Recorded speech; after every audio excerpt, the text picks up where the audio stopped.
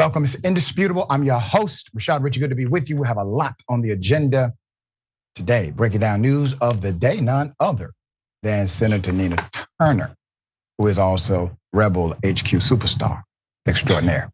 All right. First story of the day. Senator Dianne Feinstein has passed away, California, 90 years of age. Here's a review. Dianne Feinstein, a leading woman senator for generations, whose political career in California was launched by tragedy. November 1978, San Francisco Mayor George Moscone and Board of Supervisors member Harvey Milk were assassinated in City Hall. Then Board of Supervisors President Dianne Feinstein tried desperately to save Milk's life. Both Mayor Moscone and Supervisor Harvey Milk have been shot and killed. The event cementing her passion for gun reform. She was elected mayor and became a national figure on Democratic nominee Walter Mondale's shortlist for running mate before he chose Geraldine Ferraro. I've had an opportunity now to be the first woman and the first mayor to be asked to go through an interview process. And I view that as a major opening of a door and something that's very important to do. It was the Clarence Thomas hearings before an all-male Senate Judiciary Committee in 1991 that got Feinstein to the Senate, as she recalled in 2018. And what did I see but an all-male Senate Judiciary Committee grilling Anita Hill? And it was not nice. And it was not what one would like to see. And that was my incentive to run in 1992. After her decisive Senate win, then-Senator Joe Biden made her the first woman on the Judiciary Committee. In Congress, she quickly made an impact, leading the charge for an assault weapons ban in 1994. As Senate Intelligence Chair, she took on the CIA's waterboarding of prisoners, holding hearings into the Bush administration's harsh interrogation techniques. But in later years, colleagues faltered her performance during Supreme Court confirmations, praising Republican Lindsey Graham for getting Trump nominee Amy Coney Barrett confirmed just weeks before the 2020 election. This has been one of the best set of hearings that I've participated in. But through political and personal trials, Dianne Feinstein's legacy as a trailblazer endures. All right, let's put up the picture full mass. A lot of background, obviously, and a lot of political foreground. U.S. Senator Dianne Feinstein of California passed away at the age of 90. She died Thursday night at her home in Washington, D.C., her office said on Friday. She struggled with multiple health issues this year, leading to an extended absence from the U.S. Senate. She confirmed that she would not run for re-election, telling CNN the time has come. Opening the Senate floor, Senate Majority Leader Chuck Schumer announced that earlier this morning, quote, "We lost a giant in the Senate. Dianne Feinstein was one of the most amazing people who ever graced the Senate, who ever graced the country," Schumer said, his voice cracking. As the nation mourns this tremendous loss, we know how many lives she impacted and how many glass ceilings she shattered along the way. President Joe Biden, who served with Feinstein for years in the Senate, called her a pioneering American, a true trailblazer, and a cherished friend. California Governor Gavin Newsom will now appoint a replacement. He has echoed the sentiment that it will be a temporary hire, and there is sure to be a spirited battle to succeed her. Politics already at play. Many are pontificating as to what will happen next. I want to take an opportunity just to provide some nuance to this. Obviously, I've disagreed with the senator in some of her public proclamations and policy dynamics. I would have considered her a moderate at best in the Democratic arena. But with that being said, she also did make a way. She created avenues. You cannot take those things away nor dismiss them. Because I am a man of faith, I reserve the politics for a more appropriate conversation and time. Today, we will honor the trailblazing accomplishments as they are. Senator Turner, your thoughts? Well, amen to everything that you said, Doc. She was a trailblazer. She has a storied career. It's a long career. So moments, one or two moments in that career over the course of it do not account for the entire career. I'm most impressed with the fact that she spoke out during that Anita Hill, hearing in the way that she did, laying out a not so long ago time in the Senate. That's not ancient history. I mean, our country is not even 250 years old yet. Sometimes people think back then is a long time ago, and it's really not. And she should be lifted and honored. And Doc, again, because there's gonna be a whole bunch of folks acting foolish. Tricks are for kids. Yep. This is, as you said, not the time to evaluate whether or not you agree with her politically or not. This is a time to celebrate her legacy, but to lift up her legacy is probably a better way to phrase it, and to offer condolences to her family and to her friends. I concur. Well said.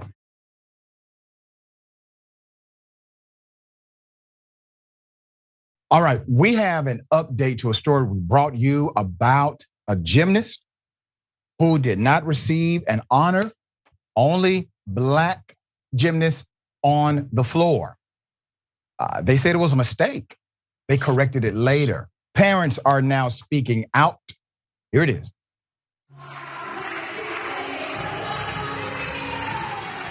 It is painful to actually state and know the obvious. My daughter was the only Black child in that competition. She stood out well. There was no excuse for what happened. She felt very upset about what happened. It's more like they almost blamed her for being Black.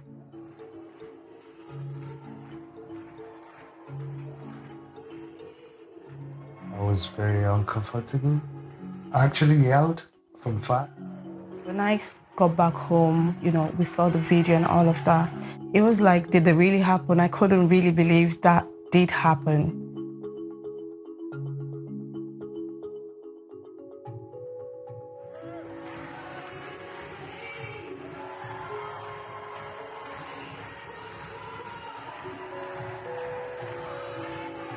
People for very with time, don't forget about it. Painful to see that you have to beg for an apology later. They only sent us an apology because the world wanted them to, because we cried for so long. We kind of told her, regardless of your skin color, people shouldn't treat you differently. Isn't that sad? They only apologized when the world was exposed to their extreme action against this little girl. Love, however, prevails. Many reached out, including Simone Biles. Here's the reaction of the parents after they heard of this love.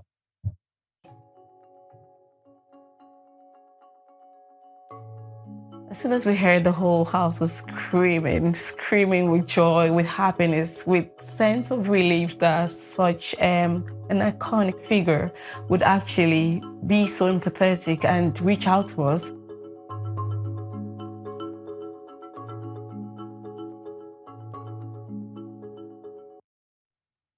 You see, that's a beautiful thing. Let's put it up full mass. This world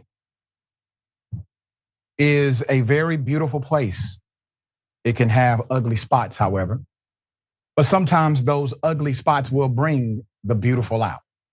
And because of this extreme action, this ugliness that was done to this young child, the love showed up.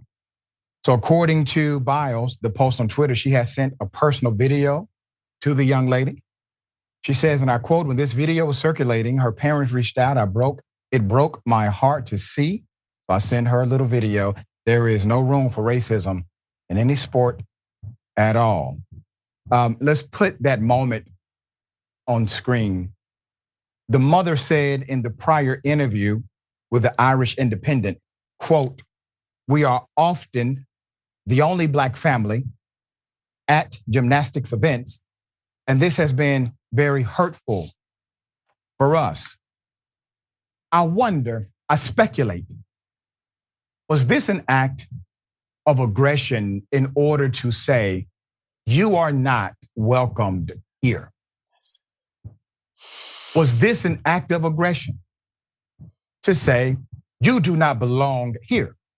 Because in context, now that we know that the family cried for an apology, wanted an apology, and never got an apology until the world judged them, I now question the entire motive of that moment. some gave the benefit of the doubt when the company came out and said it was simply a mistake. It was an accident. We corrected it later. But now the parents have placed on record, you could have corrected it then when we came to you and said this was offensive. All right, Senator, thoughts here. Doc, when I first saw this video, it really cut me deep. I didn't want to believe it. I did not want to believe my lying eyes. And sometimes we see things on video and people of our stature in particular, I try not to jump immediately, but I kept watching the video over and over and I kept saying, somebody gonna tell me there was some context to this. This can't be right. And then I definitely saw myself in this little girl. There's colorism at play. She's a darker skinned little girl. For me being once a darker skinned little girl, right now a dark skinned Black woman, there's an extra to colorism. We talk a lot about racism. This was pure anti-Blackness. And as you laid out, Doc, it was totally an act of aggression as far as I am concerned. She is Black from a distance, as I think her mother said, she's the only Black little girl. You know she there. Right. And to see her kind of look around, you saw the baby look around as if to say, what about me? I believe that woman did that on purpose. This is not the first time the Black children have had to go through this, whether we go all the way back in time or whether right now, recent time, 21st century, we're talking about this still happening to Black children. And I need our viewers to understand, because sometimes people don't get this, even Black people don't get this. We have been socialized. The Eurocentric worldview is a powerful drug. And in that worldview, it places your proximity to whiteness in every aspect of your life. And beauty is one of those, Doc. And the reason why this hits me so hard is because even for me, being as grown as I am, I still go back to 12-year-old Nina or 10-year-old Nina or even 5-year-old Nina. And I could feel that little girl's pain because it's anti-Blackness and it is colorism too. It is all of those things. And so my heart just goes out to the parents. I wish they could sue their behinds, because that apology is not enough for how this little girl is going to have to carry this burden for the rest of her life. She has strong parents by her side. I'm sure she has a strong community to lift her up. But make no mistake about it, there are many little girls all over the world who are Black, who are darker skinned, who go through this. And big ups to Simone Biles. Yes. And I concur everything you said. And I remind everyone, the greatest disinfectant to extreme action like this is transparency. And because transparency was at play, we now have at least an element of justice to talk about.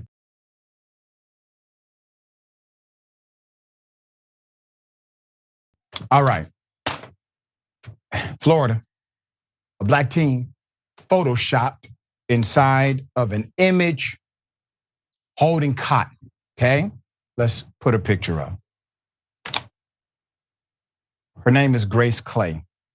She's 16 years of age.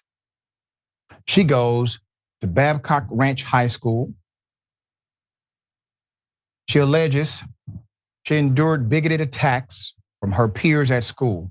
When I get into this, it's going to make your blood boil, including photoshopping her face on a picture of a person holding cotton, and the administration failed to do anything about it. Now her family is seeking help from the local NAACP and the U.S. Department of Justice. I'm going to give you the background. It is significant. Grace Clay said she experienced bullying and mistreatment while playing on the volleyball team. WFTX TV reported. Clay noted that she was referred to as a cotton picker, as well as other derogatory terms. Get the Black one, a student could be heard saying in a video obtained by the outlet. Guys, she didn't pick her cotton this morning, another said. Clay told WFX TV that she sat on the corner while she was struck with pillows during the incident at an away game. I put my hands up and I just sat there and took it. When her family contacted the principal, they received a response that determined the video was not racially discriminatory, according to the report. The girls in the video were allegedly only told to sit out for one game and another incident on her birthday. The teen said a meme of her face edited on an enslaved person was circulated by students on social media, the outlet reported. Her family reached out to the NAACP. The Lee County chapter said that it had received complaints of harassment from multiple students who have had similar experiences as Clay. That came from WBBH-TV. One said they were referred to as a monkey, while another was met with homophobic comments. In addition, a photo posted on social media showed a student writing the N-word on the board while playing hangman, per the report. There's more. Parents should be outraged about what is taking place at the high school. Lee County NAACP President James Mawakil told the outlet. The school issued a statement condemning the video Clay was in and added that it was working with the NAACP to address their concerns, according to the reports. Clay's family will file a complaint with the DOJ to look into the culture of the school. This is happening more and more all over the United States of America. It is not the first time. Obviously, it won't be the last, but it definitely has increased. Now, I want to remind everyone that it took the federal government to directly get involved in the 60s and the 70s to make sure that integration could become a reality in this social construct we call America. They had to forcibly get involved. Now we have the permeation of policy, the direct connection between political leader and children in school systems. How does that work? Well, the same way it works when, let's say, people blame rappers for the actions of children. When a child sits at a dinner table and the parents are talking about the racist policies of the Satan and providing, well, nuance and support for those racist policies, saying things like, well, you know, Black people are lucky to be here. They could still be in Africa. Oh, that's said quite often at those dinner tables. And then that sentiment permeates directly to the personality and the mimic personality of the child. And they play out their atmosphere in that school system. Then the school system provides protection for it by not treating it as bullying. You know, there was an anti-bullying campaign, but for some reason, racism really was not at the forefront of that. But racism inside of school context is bullying too. That wasn't the emphasis. All right, Senator Turner, we're highlighting this because it's part of a deeper paradigm that's happening all over the country. It's more and more. Now, even with mandates to report these things, you have school systems and officials willing to simply cover them up. Yeah, I mean, just this story is just as chilling as the first one. Yeah. Black children should not have to endure this. And this is endurance. I mean, they're enduring, you know, call her a cotton picker. You know what? Her ancestors probably did pick the cotton. Let's just go and get that straight. Cotton was king in this country. Cash king, and Black people did pick cotton by force because they were enslaved. So that part, you know, and part of what made this nation a hegemonic nation in the first place was the forced labor, the enslavement of Black people. So let me put that in the parking lot, Doc. Maybe I shouldn't put it in the parking lot, but here's the point. The remedy is not strong enough. You know, and it makes me think about the Black Lives Matter movement in a very, very holistic way. This is a part of it. Black Lives Matter too, TOO. Does this young girl's Black life matter? Does she have to put up with this and be harassed and humiliated and very much treated as, you know, they dehumanized her by doing that. And the punishment is nowhere near what it should be. And the Department of Justice, so I'm glad the family did go to the NAACP, but the Department of Justice should be all up in that piece and some heads should roll. People should be fired and a lawsuit should ensue. That's right. And if there's some level of abuse that has been ignored by those in authority, they should be charged with crimes, because that's what happens when you allow minors to be harmed and you have a duty to protect. All right, let's not forget they do have a duty to protect. Okay. And Doc, one other point, just a quick point I want to make. We are so quick to say, oh, we're going to weed out this anti-Blackness and this racism. New generations are going to do it differently. But as we can see from this story, these were young children perpetrating this on another child. It chills me in that way too, that we may not weed this out, and it's going to continue to mutate, if you will, across generations. This wasn't older people doing this. See, that's the point right there. The whole reason why they passed policies against Black Lives Matter and against critical race theory, which wasn't even taught in K through 12 education, it was passed to stop teachers from being able to teach the true history of America. The reason they passed those laws is because they saw that the future problem solvers of America were figuring out the problem. And they needed to manipulate the curriculum in order for them to not believe there's a problem, so there's nothing for them to solve in the future. And you see this as a permeation of policy. All right, we'll update you. We got more on the other side. It's indisputable. Stick and stay.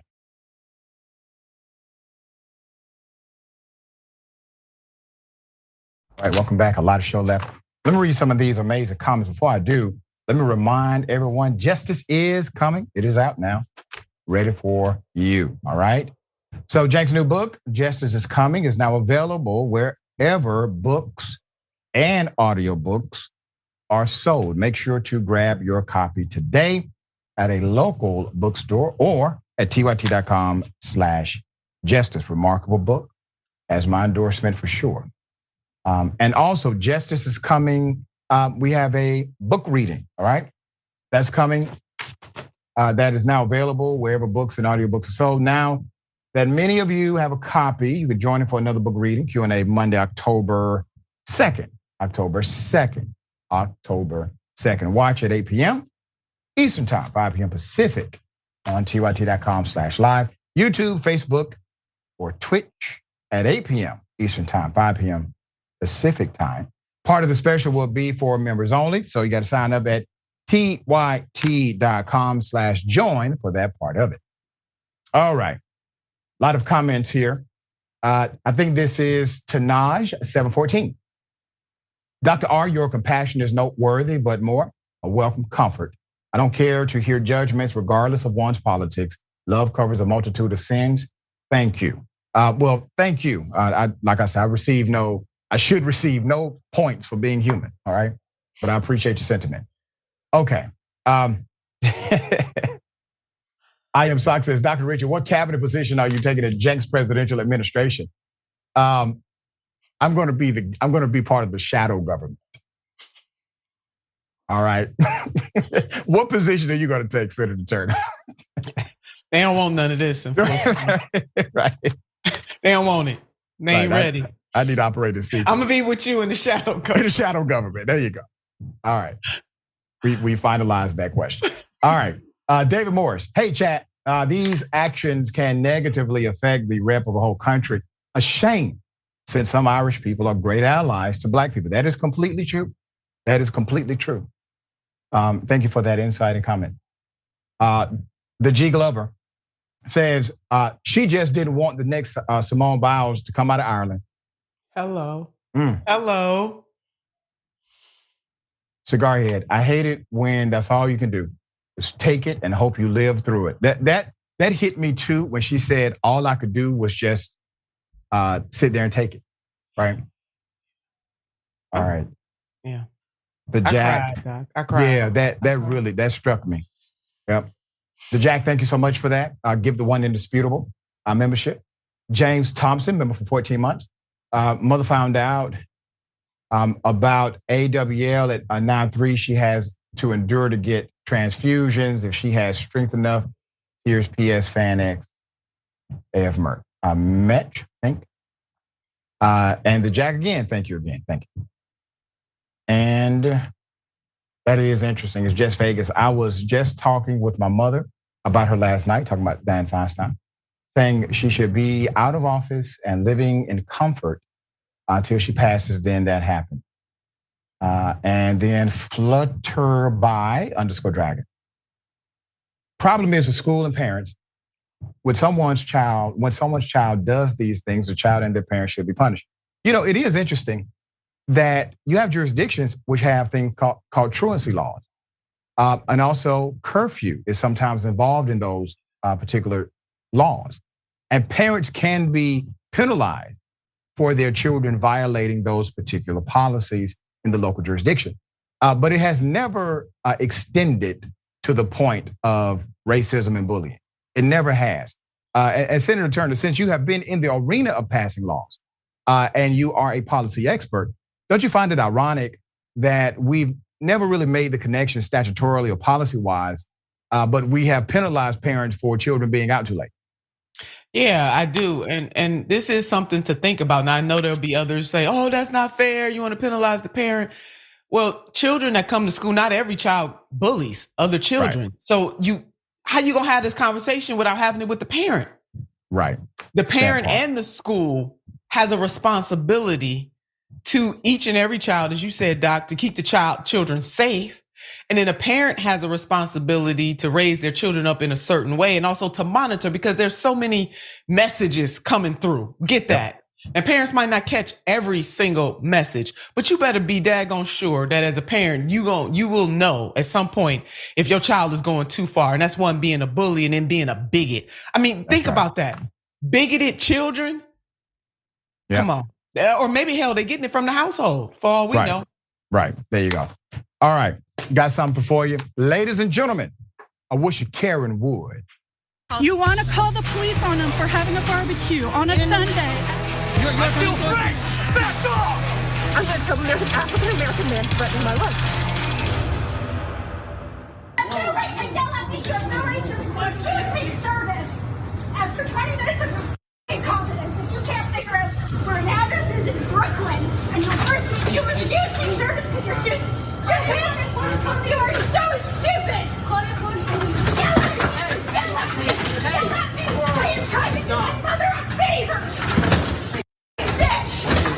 To get our stuff. How dare you! I'm trying to do my mother a favor and you're too stupid to figure out an address in New York! I cannot believe you have a job here!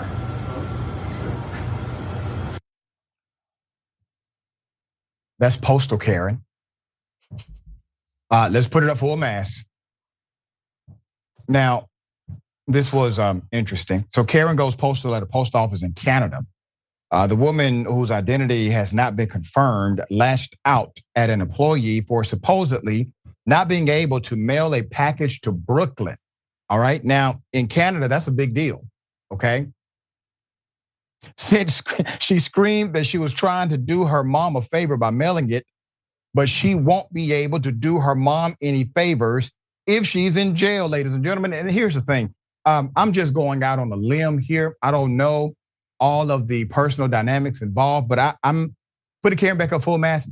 I'm going to say, Canada Karen, I think your mother puts too much pressure on you. For you to have this kind of breakdown because your mother is probably not going to be happy about the fact you couldn't get this damn package to Brooklyn.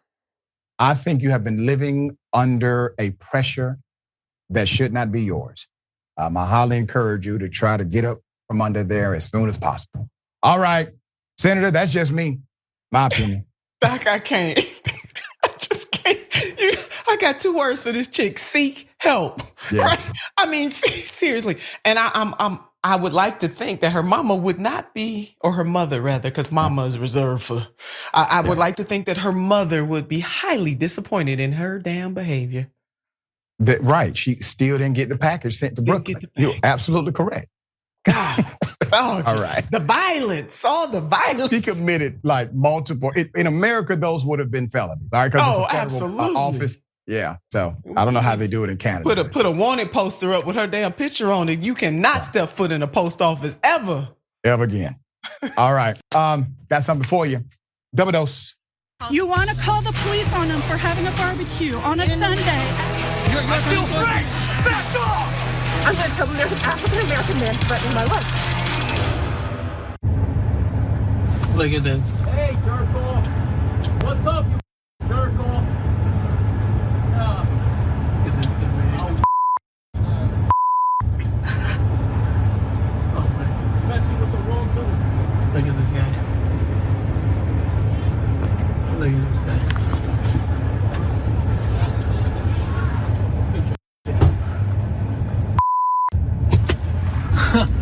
Excuse? Wow.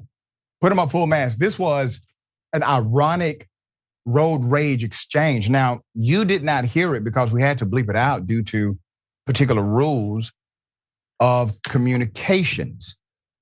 But the male Karen in this situation was so upset, was so mad that he threatened to forcibly have sex with the person he's upset at. It was insane. And his girlfriend or ride passenger, I don't know who it is, the young lady seemed to agree with it. This is likely a couple in Karenicity. Okay. Senator, the man then proceeds to get out of his car, Senator, and try to open the vehicle of the individual recording according to the narrative. These things can get a person harmed. If everybody stays in the car and just talks trash, no harm, no foul, you move on and maybe, your blood pressure went up a little bit. But to get out of your car, approach a vehicle violently, come on now. All right, thoughts? Yeah, and if something had popped off, he'd be the first one crying, victimhood here. Need a little impulse control, Doc. I mean, seriously, what is wrong with this? Maybe take the bus next time. Take a train, take a plane, take something, but calm your nerves. And you don't have a right to approach somebody else's vehicle like that in that manner. And as you said, threaten, sexual violence upon that person either. I mean, impulse control. Don't have it. Yeah, there you go. All right. We got more on the other side. It's indisputable. Stick and stay.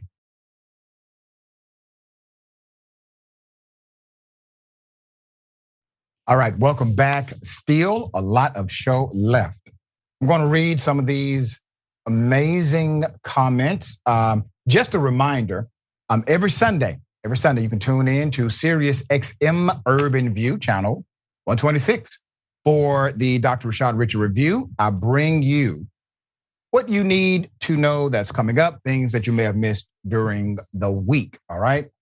So make sure you tune in every Sunday, Sirius XM. All right, we got a lot of comments. I will get through as many as I can. Craig Souffle says, definitely a return to sender, Karen. I like that. All right.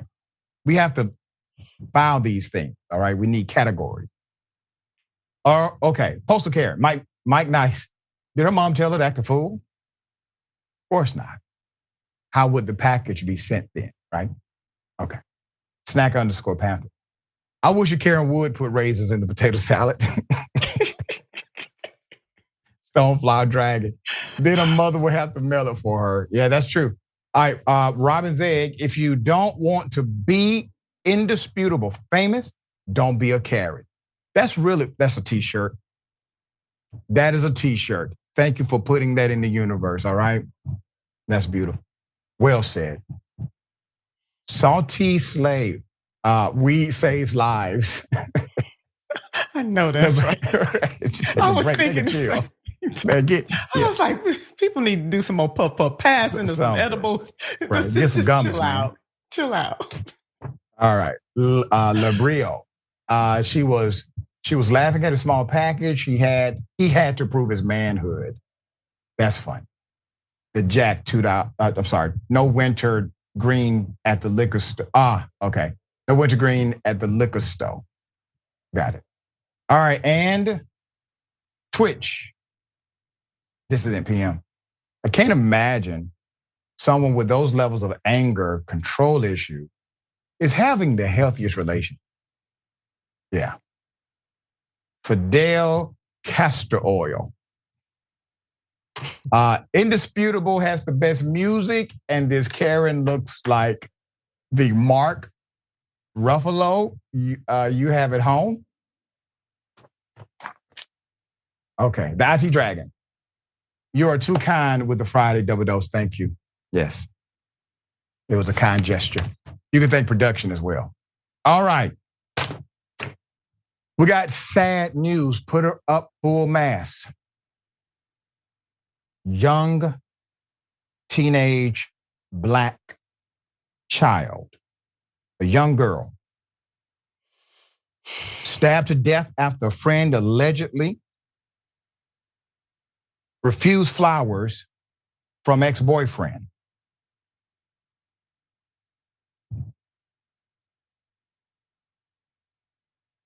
Eliane Adam was brutally murdered as she was making her way to school in South London, England.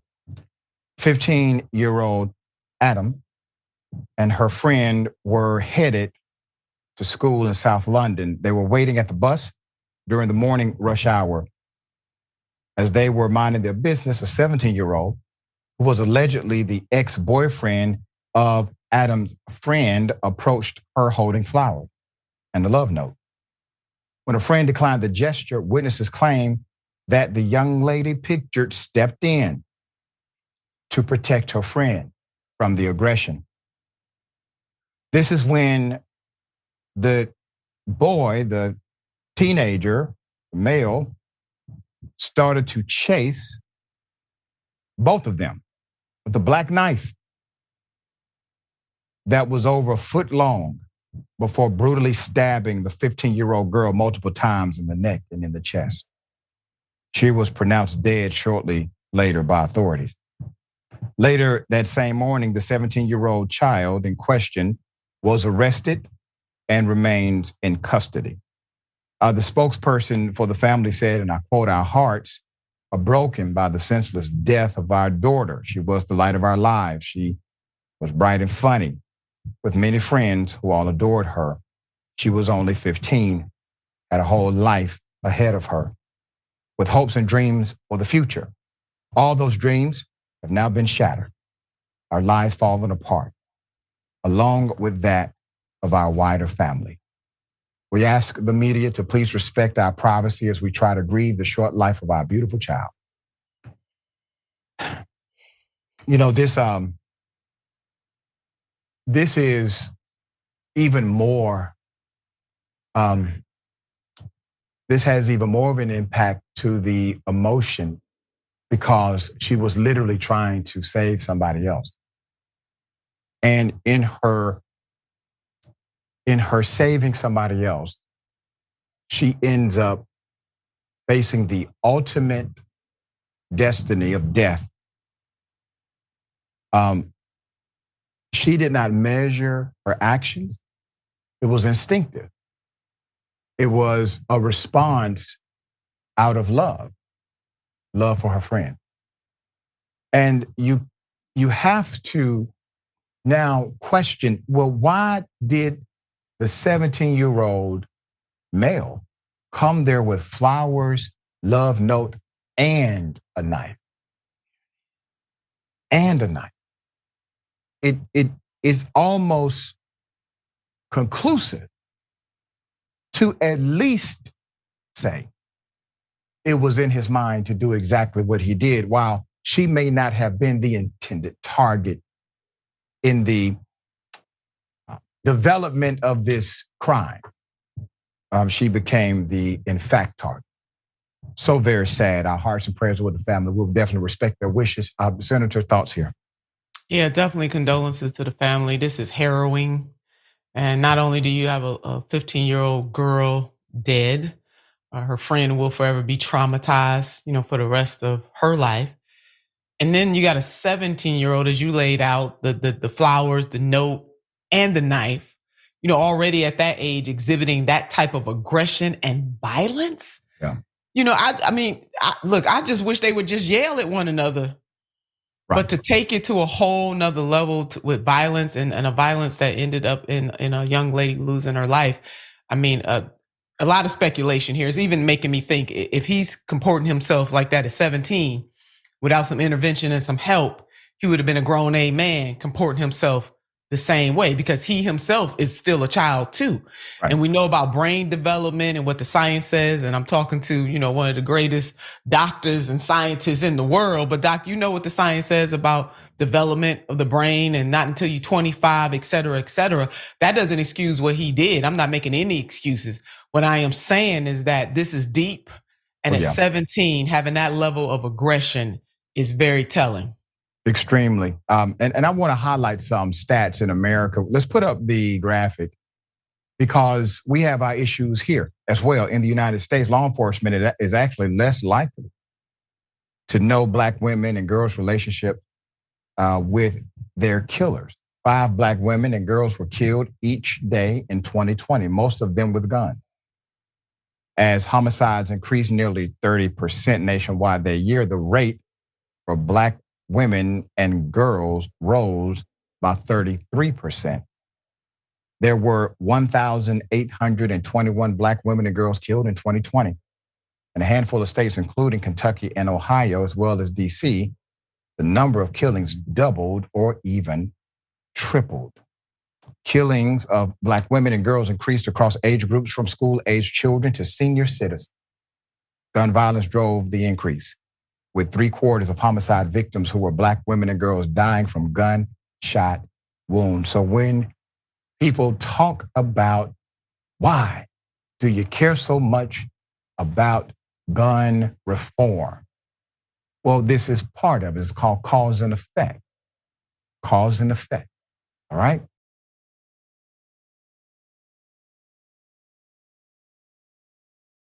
All right, hell of a thing. $2 million. Man is getting $2 million. He was shot by the cops. He had no gun. He was simply carrying his cell phone. All right, let's go to the graphic. Unarmed Black man shot by Los Angeles cops. Wild West style after they mistook his cell phone for a gun. Awarded over $2 million in damages. I'm going to give you the background. This actually took place January 11, 2018. Multiple officers from the Los Angeles Police Department fired at Mr. Dexter Hubbard White, a Black male. Lawsuit said that White, who was unarmed, was shot multiple times by the defendants. He told the Los Angeles Times that he is still struggling physically. He is traumatized and suffering from anxiety years later. I can only imagine. The day the incident happened, Mr. White visited his music manager's residence in the city, but left after a verbal dispute, according to court records obtained by the Atlanta Black Star. Police responded to the scene after a 911 call and asked the manager if White had a knife. They reportedly told him no. Minutes later, when White returned, he returned to the area near 40th Place and Walton Avenue. He was approached by 2 cops, one being Aquino.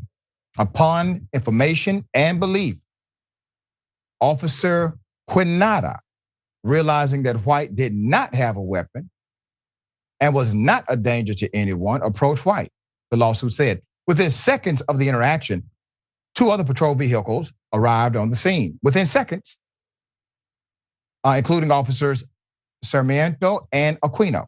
The officers exited their vehicles with guns already drawn and began shooting within less than 5 seconds of parking their vehicles. The lawsuit said that White, who was unarmed, was shot multiple times by the defendants. According to a 2018 press release from the department, White, quote, produced an object the officers believed was a handgun, end quote. He told the Los Angeles Times that he was still struggling physically, is traumatized, has anxiety years later. Even putting on socks is hard, he reportedly said. The outlet reported that a federal jury awarded White $2.35 million in August because Officer Sarmiento violated his rights. So the attorney who represented White argued that he was not aggressive, did not threaten the officers during the confrontation, according to the report, adding that his client was in fear after being met with officers holding their weapons. The incident has not only been difficult for him, but also for his children. They don't want him to leave home because they don't want anything to happen to him, his aunt told the Times. They are also traumatized. 5 years later, he finally received his settlement or his verdict. Now, this is the thing. His life is forever restricted, okay? Something as simple as putting on socks is difficult for him to do. Not even talking about, not even highlighting the mental dynamics and how extreme they are when you go through something like this. But let's look at what could have happened and what happens many times. Easily, this man could be dead. Mr. White could be dead. He could be 6 feet under. And all of the officers put on their report, oh, well, I thought the cell phone was a gun. And guess what? According to the Supreme Court, that's enough. As long as the officers had a subjective, not objective, but subjective fear of their safety, they can kill you. End of story. And without Mr. White being alive to tell his side of the story and to receive at least some level of justice, there is no civil suit filed. There is no money allocated, and there is complete justification for what these cops tried to do. All right. Senator, thoughts here. I mean, he deserves more money. My first thought, because when I'm thinking about the legal fees, minus all coming off of that $2 million, and also Mr. White told, in the report, made it known that he was using the money to pay off his medical debt, which he shouldn't have to tell anybody what he's using the money for. But obviously he has hundreds of thousands of dollars worth of medical debt. By the time he get done paying up all that, he really has nothing. Definitely worth more than $2 million. The trauma that he is enduring, will endure for the rest of his life, the trauma of his family. And then like what really, I need somebody at that department to riddle me this. I mean, you come on a scene and you start shooting within 5 seconds of being on the scene. Like, you talk a lot about policy. Who is that within the policy procedures of the department? It's just that alone. Not even giving the person the benefit of the doubt. There was already other officers on the scene. This just makes no sense. It reminds me of Adalo? I might be mispronouncing his name, but it happened in New York. This was a very long time ago. And also, more pointedly, it reminds me of what happened to Tamir Rice in some case where the law enforcement, he's at the playground playing, and they less than 2 seconds of hitting the scene, took out the gun and killed that little boy. Yeah. And I remember even the 911 operator was told by the person that called, it could be a toy. Could be a toy. It's a little boy. That's right. It's a child, could be a toy. Yeah, it was at a rec center too. I want to remind people who might not know that story. And, of course, somebody got an object and people nervous. The caller, I listened to the call. He was very calm about it. And he said, hey, I don't know. Some people are scared, but it might be a toy. Yep. Supposed to give people the benefit of doubt, I thought. You don't come out with guns blazing and then just start shooting people. I mean, that's what I thought, Doc, but I might be wrong. And that's the reason officers have tactical training. They have a vehicle to protect them. They have body gear to protect them. And they have opportunity to surveil the area before engagement. You have all of those tools for the sake of one thing, protecting the life of the innocent. And when you do not employ those tools, you should be held accountable, if not intentional, at least by way of negligence. Gross negligence is criminal as well. You should be held accountable through criminal penalty. That's my opinion. All right, we got more on the other side. It's indisputable. Stick and stay.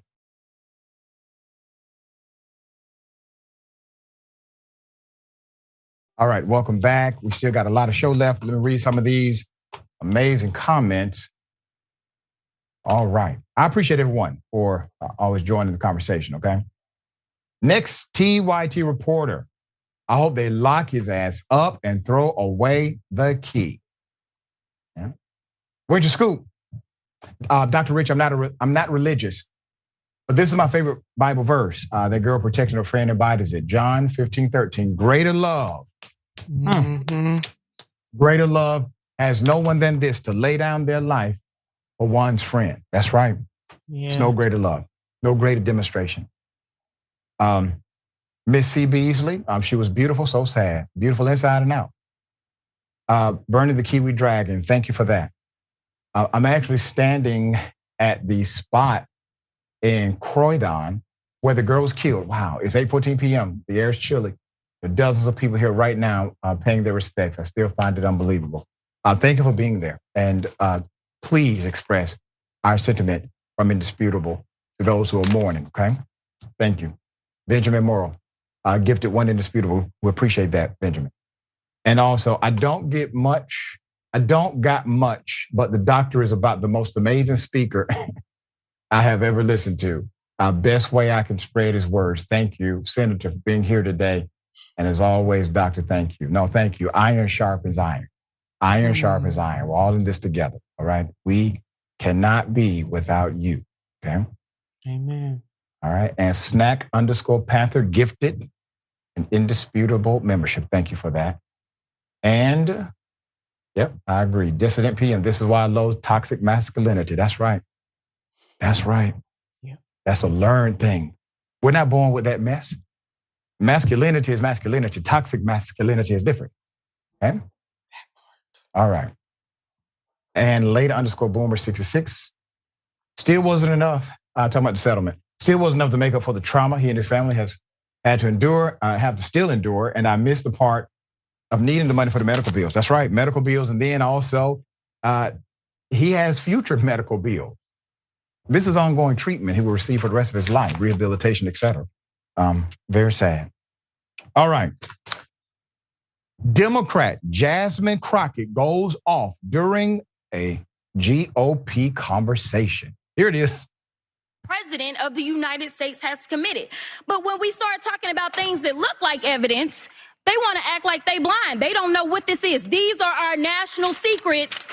Looks like in the me. This looks like more evidence of our national secrets, say on the stage at Mar-a-Lago. When we're talking about somebody that's committed high crimes, it's at least indictments. Let's say 32 counts related to unauthorized retention of national security secrets, 7 counts related to obstructing the investigation, 3 false statements, 1 count of conspiracy to defraud the United States, falsifying business records, conspiracy to defraud the United States, 2 counts related to efforts to obstruct the vote certification proceedings, 1 count of conspiracy to violate civil rights, 23 counts related to forgery or false document statements, 8 counts related to soliciting, and I could go on because he's got 91 counts pending right now. But I will tell you what the president has been guilty of. He has unfortunately been guilty of loving his child unconditionally, and that is the only evidence that they have brought forward. And honestly, I hope and pray that my parents love me half as much as he loves his child. Until they find some evidence, we need to get back to the people's work, which means keeping this government open so that people don't go hungry in the streets of the United States. And I will yield. Perfect timing. Put up the picture full mass. I got some things to say here. First of all, madam, I appreciate your continued leadership. Representative Crockett presented a fact sheet from the Congressional Integrity Project detailing Trump's financial dealings with China. The representative said the GOP was too focused on Hunter Biden instead of allegations against Trump. Quote, if they would continue to say if or Hunter and we're playing a drinking game, I would be drunk by now because I promise you, they have not talked about the subject of this, which would be the president. Crockett said, she found it disturbing that no one can point to a crime committed by the current president, Joe Biden. Even each of the expert witnesses called by Republicans to the hearing said there was no current crime, no evidence, not enough evidence to impeach Biden. Their witnesses said this. Let's talk about the government shutdown, the looming, the reality of Matt Gaetz and the extremists of the Republican Party not getting their ish together. This is not about Democrat versus Republicans as it has been traditionally, right? Comes down to the wire. You got red versus blue, left versus right. Not anymore. You literally have right versus right, conservative on conservative. They cannot figure out a pathway forward. Why? Because they lack leadership. They are feckless. They are cowards. They have no actual moral compass, no ideological floor. There is no purpose other than power and proximity to it. And so when you have that as your reality and your standard of how you politic, then you become as volatile as the wind, changing what you believe by the moment, electing leaders who have no backbone as well. And here we are. Federal government is about to shut down. Here's the reality. The number one employer of Black people in America is the federal government. So please understand who's being harmed the most by way of demographic. Who's being harmed the most when these things happen? Isn't it ironic that members of Congress during the shutdown, they still receive their paycheck? I have one proposal. Let's tie their money to their employees' money and watch how the government never shuts down again. Senator, thoughts?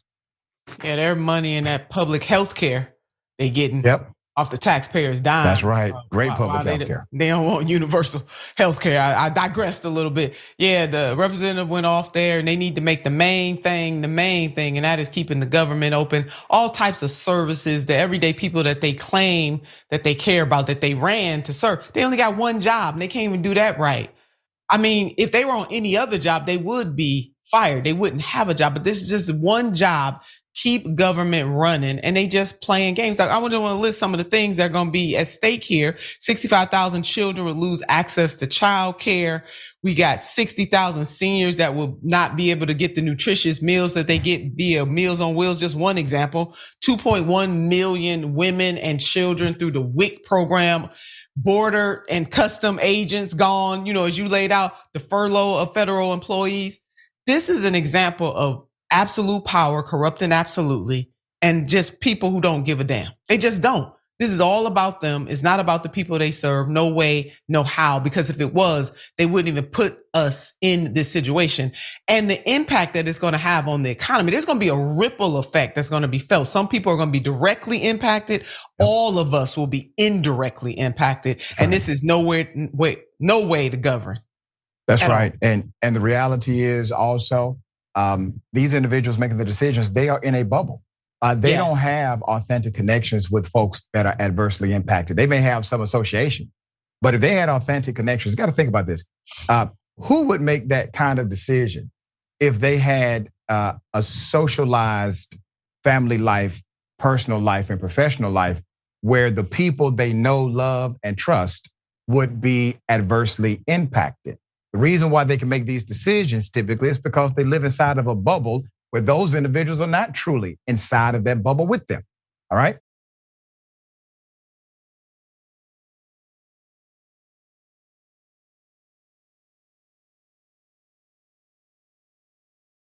This is an update. Put her up full mast. 21-year-old Tamir Taylor's body has been found. We actually brought the story to you a few days ago, and we talked about how strange her friends were acting. We highlighted the inconsistencies in the stories that they gave and how the mother had an intuition about what happened to her daughter. The mother was correct. The daughter died. If you remember, officials located, if you remember 21-year-old Tamir Taylor's body, she's now, she's been found. She's declared dead, obviously. She was in the Mississippi River. In the original reporting, she was on a boat with friends, and then they said, no, she never made it on the boat. And somebody said, no, she was actually on the boat for sure. And the company verified she was on the boat. Okay. September 23rd, Fox 13 Memphis reported this. She mysteriously disappeared more than 2 weeks ago after celebrating her birthday on a Memphis riverboat cruise in Memphis, Tennessee with her friend. When they docked after 1 a.m., her friends could not find her, according to WREG. All right, so remember that part of the story. Her friends could not find her when they docked. Her family reported her missing on September 10th. Okay? And her mother, Deborah, told law enforcement that she last heard from her via text message about 2 hours before. She wondered why her daughter's friends did not wait for her. The only thing they told me was she went upstairs on the second floor to use the bathroom. She put her phone down on the table. We picked her phone up. We went and waited by the door for her to come out. And then we left. Why would you leave? That makes no sense. Y'all came together. Y'all stick together, Deborah told the news station. According to the report, Memphis Riverboat said that Taylor did return to the dock that night. There were security cameras on the boat. But in a September 11th statement, the company said videos posted on social media show she was last seen on the boat as the boat was pulling into the harbor. It would mean the world, even if we don't get anything but closure as to what happened. That would mean the world to me, her family. Deborah said, the mother said last week, per WREG. It was determined that her cause of death was drowning. Her family told Fox 13 Memphis, but additional details were labeled as undetermined.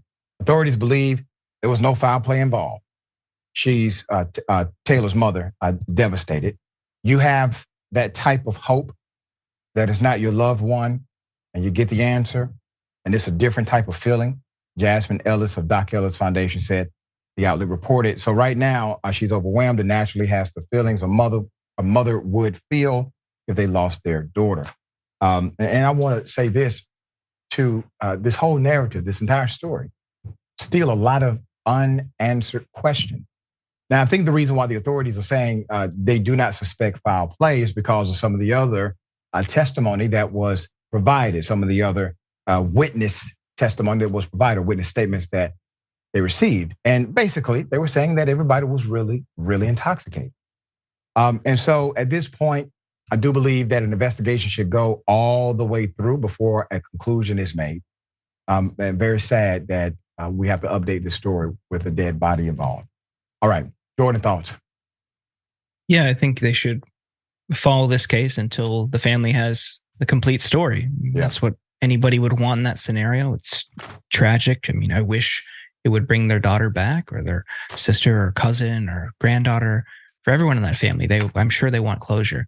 Just to say, oh, she was on the dock and that's it, just feels a little bit weird. Like, yeah. Okay, and then what? Just follow this case. There's like this negligence and this kind of lackadaisical approach from police or investigators, sadly, quite frequently. And that leads generally to a distrust in the authorities or just apathy toward them. Because when, even down to small petty crimes, like, oh, like my phone got stolen. Why even bother calling the cops if not just to get the police report for the insurance? Like, what are they going to do about it? So it just, in general, I think we would all be better off if these types of cases were treated equally. I agree with you 100%. And listen, if the cops exist for only one reason, let this be the one reason. All right, the loss of life or the potential loss of life. Okay, I got a question for you. What in the red state hell? You can take a gun and shoot somebody in the face. It's not hard. Sometimes it might even be fun if they're a godless commie. Now, what they're trying to do is sneak the COVID vaccine in your salads. I hate math. Somebody say amen.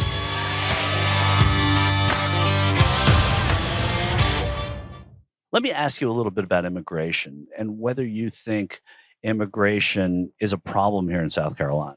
Well, I mean, immigration is just too many people coming into our state. Look at the traffic on the roads. And that's the fault of immigration pretty much? Yes. What's the most dangerous thing happening in the country right now? That the kids are switching their genital or their sexual things in like grade school and stuff like that. Do you think that's a lot of people that are doing it? One's too many. So yeah, I got to say yeah. But one, not even if the child, has a say in it, just whatever the parent says or whatever the school does, What's the scariest thing happening in the country right now? Letting all the immigrants come in. I think that the wall should continue to be built. They're taking all the people's jobs, and that's my number one thing. Even in South Carolina, 2,000 miles from any border? Even so, you go to the flea market in Somerville, nothing but Mexicans. Is that exciting, though, in a way, too? Because that's the American story? That's not exciting to me. I think America should come first. But many of them are Americans once they have children here and they're generationally move on.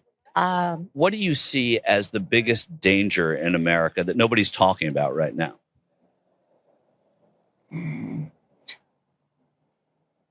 Everything. This is not, I don't want my grandchildren to be raised in the world where it's headed.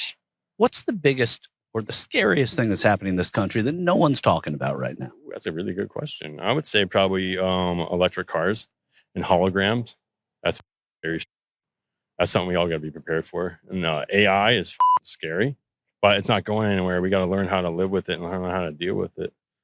Is that something that you think Donald Trump would embrace as something that he would find scary as well? I think so. I think he would embrace it, and he'd also take care of it somehow.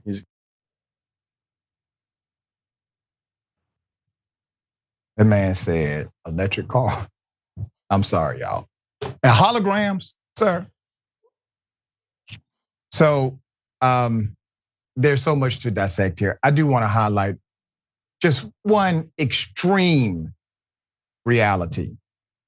While individuals who support Trump continue to just echo the talking points of Sean Hannity and say things like, they're taking all of our jobs, you do realize that it's actually automation.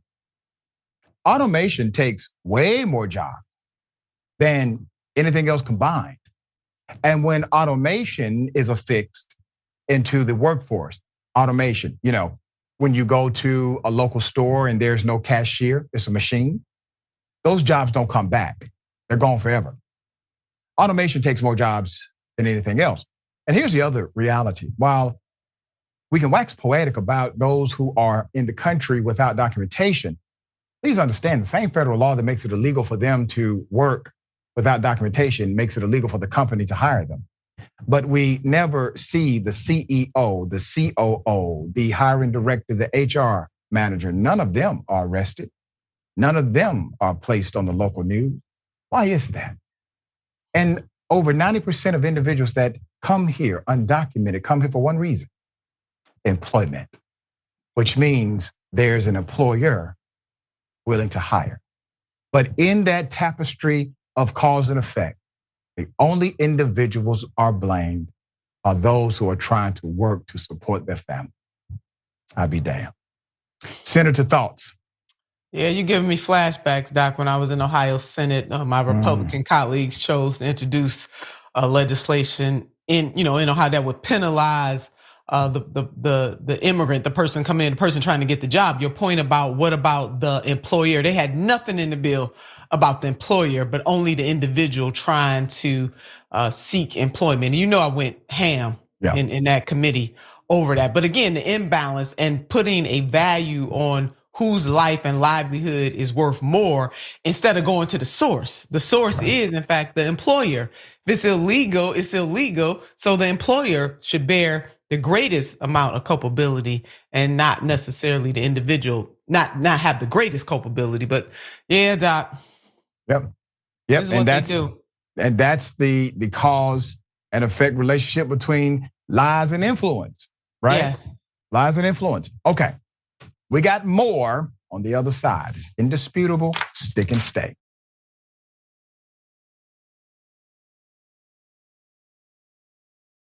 All right, welcome back. Let me read some of these amazing comments. All right.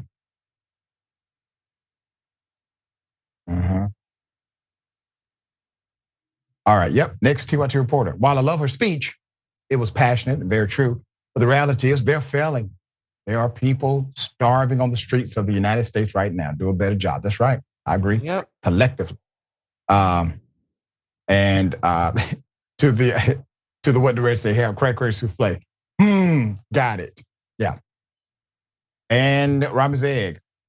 This is why siblings should not mate with each other. I didn't say that. That's what Robin's egg said. Okay, I'm just reading. And snack_Panther. Don't worry about holograms. I love Snack Panther. Go ahead, Doc. I'm sorry. Right. Don't worry about holograms. Stay away from the grams of coke you are obviously doing. Yeah. Snack Panther, good. I miss you, Snack Panther. Man. Man. Okay. All right. So listen, and on the serious note, we actually have breaking news. Let's put it up, full mass. Hell of a thing has just happened, ladies and gentlemen. Law enforcement has informed NBC News that Dwayne Keith Davis, 60 years of age, has been charged in a crime or crimes related to the death of Tupac Shakur. He is also known as Keefy D. Las Vegas Metro Police Department Sheriff Kevin McMahill and Clark County DA Steve Wolfson scheduled a 3:30 p.m. news conference to discuss an arrest being made in the murder of Tupac. That's according to a police statement. If you recall, Tupac, legendary hip-hop figure, entertainer, humanitarian advocate, emerging actor, was fatally shot in a drive-by shooting September 7th, 1996. I remember that day like it was yesterday. This was in Las Vegas. He died on September 13th. Of the 4 people thought to be in the car that attacked Shakur, Davis is the last known survivor. Okay. Orlando Anderson, Davis's nephew, has been suspected of pulling the trigger. Anderson was killed in a 1998 gang shooting in Los Angeles. Police served a search warrant on Davis at his home near Las Vegas on July 17th. We brought you that when it happened, looking for laptops and other electronic devices in connection with the decades-long investigation. So this obviously will have a lot of twists and turns. Evidence has not been proclaimed to the public as far as what they have found, but it is going to be, well, a very interesting story if after all these years, they found evidence, finally, of the actual death of Tupac, who did it, how it was done and carried out. Now, let us not forget, a lot of, let's say, entanglement came out about the affiliation that many of the members had with law enforcement. I'm waiting for that narrative to unfold as well, because we know good and damn well that many of them were working for Death Row Records at that time and being police officers at the same time. That's a fact. All right. Senator, thoughts here. Yeah, 27 years, Doc, a very long time. And I know that the Secure family, Tupac's family, this has been gut-wrenching for them to want to know all this time who actually was responsible for the death of Tupac. So we'll be talking about this for a very long time. And you're right, we only know this is only scratching the surface of what is going to be revealed as time goes on. Yeah. I often think about, age creates maturity. But even in his young age, he was so prolific and would often come against his own establishment. He would often talk truth to power inside of the arena of hip hop and discuss how there's this significant manipulation of artists and artistry. And he was not afraid to speak to the powerful in ways that he felt was necessary. Very much ahead of his time, Doc. I used to quote him on the floor of the Senate, come on, all the time. I mean, he is the ultimate urban poet, if you will. Yes. Just a totally gifted young man taken from us way too soon. Way too soon. Always a pleasure, Senator, having you on the program. Tell people how they can follow you. Check out your great work. At Nina Turner on Twitter and Nina Turner Ohio on Instagram. We appreciate all you do. Yeah, back at you, Doc. Thank you. All right. Remember, take care of yourself, take care of each other, take care of the planet. Remember, the truth is always indisputable.